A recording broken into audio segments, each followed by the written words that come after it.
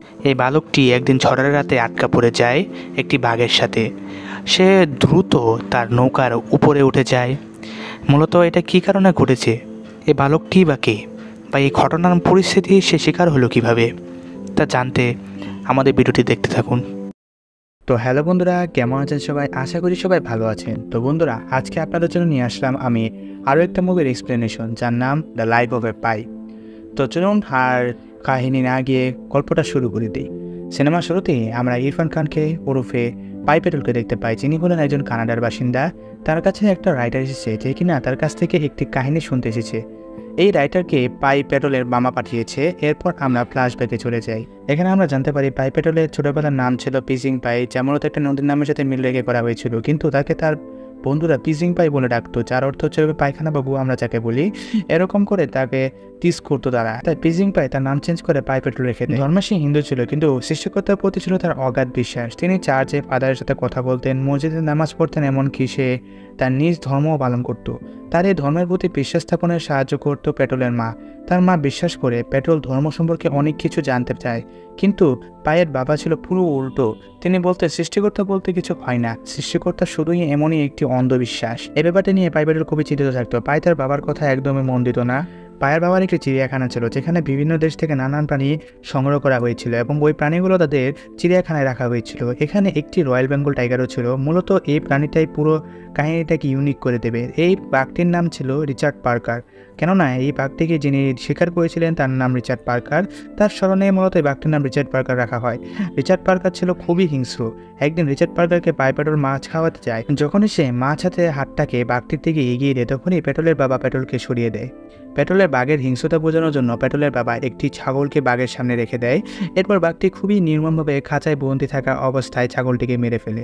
এই কারণে পাই পেট্রোল অনেক ভয় পেয়ে যায়, যার কারণে সে তার মাকে জড়িয়ে ধরে। তার মাও তাকে জড়িয়ে ধরে। পরের দেশে আমরা দেখতে পাই পাই অনেক বড় হয়ে গিয়েছে এবং সে একজন মেয়েকে ভালোবাসে। তার সাথে অনেক কথা ভাব হয় তার।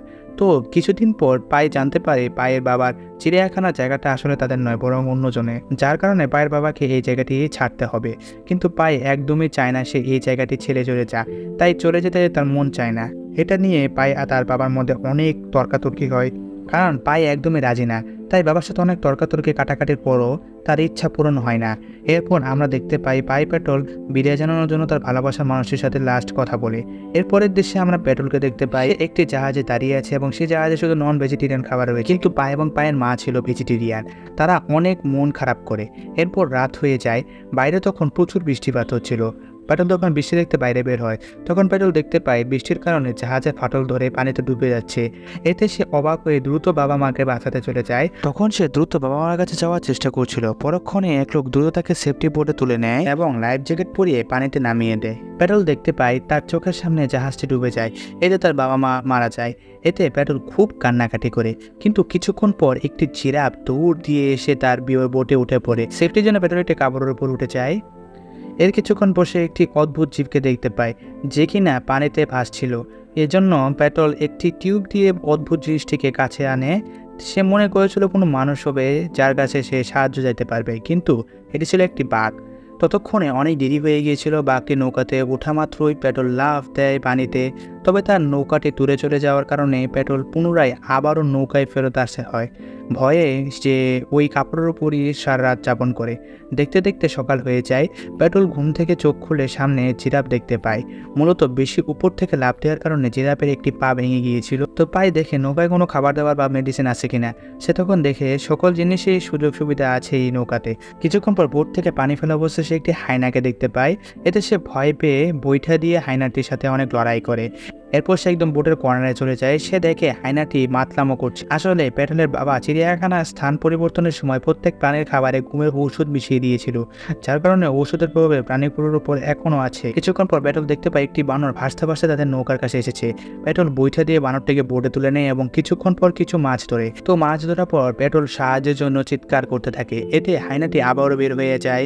পেট্রোল আবারও মারামারি করে। ভয়ে পায়ে আবারও একই জায়গায় শুয়েছিল, কিন্তু এতে পায়ের অনেক সমস্যা হয়, যার কারণে সে একটি ছোট বোট তৈরি করে এবং বড় বোটের সাথে বেঁধে পানিতে নেমে যায়। বোটে পুনরায় ফিরে আসার পর পেট্রোল দেখে খিদের জ্বালায় হায়নাটি জিরাফটিকে মেরে ফেলেছে এবং বানরকেও মারতে যাচ্ছে। বানর অনেক যুদ্ধ করে হায়নার সাথে। হায়না মেঝেতে পড়ে চুপ হয়ে যায়। কিছুক্ষণ পর বানরটি আর শেষ রক্ষা হয় না, প্যাটল রেখে বড় বড় চোখ করতে থাকে এবং চিৎকার করতে থাকে। তার চিৎকার শত অবস্থায় একটি বাঘ এসে হঠাৎ করে হায়নাটিকে খেয়ে ফেলে। বাঘটি তার উপর আক্রমণ করতে আসে, এতে সে তার ছোট নৌকায় চলে যায়। বরবটি মেনটেনিং করার জন্য পাই মূলত ছোট নৌকার সাথে একটি দড়ি দিয়ে বেঁধে রেখেছে।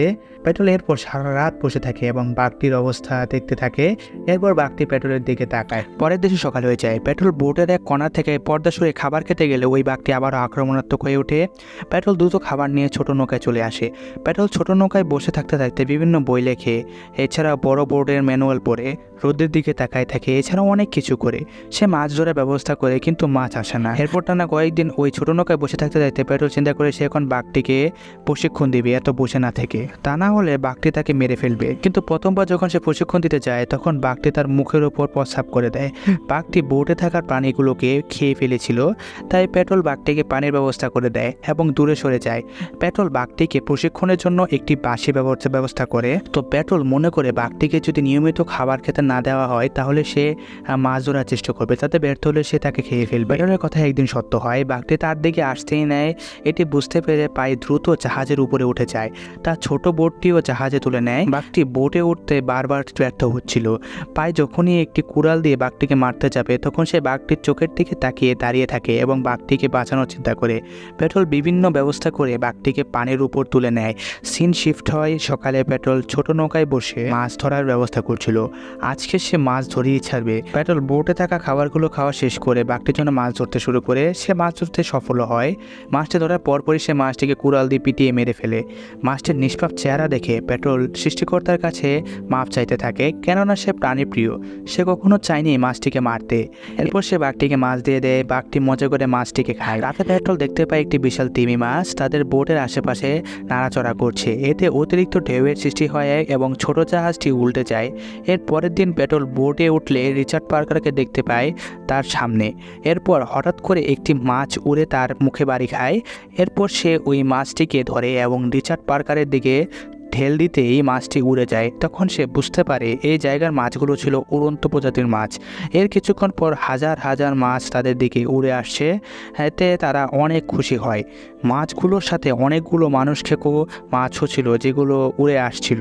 প্যাটল এরপর রিচার্ড পার্কারকে মাছগুলো খেতে না দিয়ে নিচে মাছগুলো নেয়। এরপর প্যাটল একটি লাঠি নিয়ে রিচার্ড পার্কারকে ট্রেনিং করায়। এভাবে প্যাটল বাঘটিকে ট্রেনিং করায়। প্যাটল নষ্ট হওয়ার পুটির অনেক উন্নতি করে। একদিন এক বিশাল ঝড় আসে। যে ঝড় থেকে বাঁচার জন্য প্যাটল সৃষ্টিকর্তার কাছে প্রার্থনা করতে থাকে। ওই রাতে পাই ঘুমিয়ে পড়ে। ঝড়ের কারণে প্যাটল এবং রিচার্ড পার্কারের অবস্থা খারাপ হয়ে যায়। সকালে প্যাটল দেখতে পায় রিচার্ড পার্কার চলাফেরা করছে না। ঝড়ের কারণে রিচার্ড পার্কার অনেক দুর্বল হয়ে গিয়েছে। পাই রিচার্ড পার্কারকে নির্ভয়ে কোলে তুলে নিয়ে অনেক কাকুতি মিনতি করতে থাকে সৃষ্টিকর্তার কাছে। প্যাটল আবারও ঘুমিয়ে যায়। সে ঘুম থেকে চোখ খুলে দেখতে পায় একটি আইল্যান্ডের নৌকাটি থেমেছে। প্যাটল জায়গাটিতে নেমে কিছু পাতা খায়। আরেকটু পর প্যাটল দেখতে পায় সেখানে একই প্রজাতির অনেক প্রাণী। সেখানে একটি প্রাকৃতিক মিষ্টি পানির পুকুরও ছিল। প্যাটল সেখানে গোসল করে। কিছুক্ষণ পর রিচার্ড পার্কার সে জায়গায় আসে এবং সে জায়গায় পানি খুলে গিয়ে তার ক্ষুধা মিটায়। কিছুক্ষণ পর প্যাটল গাছে উঠে রাতের শোবার ব্যবস্থা করলে সে দেখতে পায় প্রাণীগুলো গাছে উঠে তাকে ডিস্টার্ব করছে। সে জায়গা থেকে সরে এসে প্যাটল দেখে রাতে পুকুরটি সকল মাছগুলো কেমনে জানি মরে যাচ্ছে। সে হয়তো অনেক চিন্তিত হয়ে যায়। এরপর গাছটিতে সে লক্ষ্য করে দেখতে পায় গাছটিতে একটি দাঁত। এরপর সে বুঝতে পারে এটি একটি আসলে মানুষ খেকো বা প্রাণী খেকো জঙ্গল। এই কারণে এই জায়গার প্রাণীগুলো সন্ধ্যা হতে গাছে উঠে যায়। রাতে এই জায়গাটি অনেক ভয়ঙ্কর ও বিষাক্ত হয়ে যায়। তো পরের দিন পাই আইল্যান্ডটি ছাড়ার পরিকল্পনা করে এবং এখান থেকে সে অনেক সবজিও নিয়ে যায়।